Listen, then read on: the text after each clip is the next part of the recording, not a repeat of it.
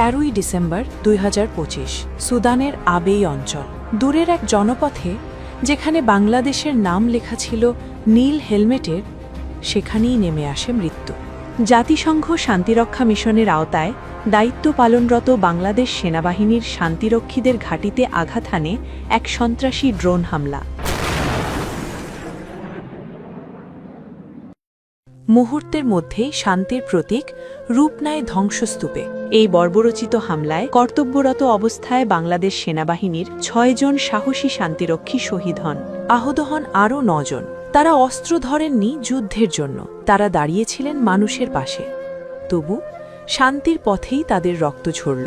আহত শান্তিরক্ষীদের দ্রুত চিকিৎসা নিশ্চিত করা হয়। পরবর্তীতে উন্নত চিকিৎসার জন্য তাদের পাঠানো হয় কেনিয়ার রাজধানী নাইরোবিতে আগা খান ইউনিভার্সিটি হাসপাতালে।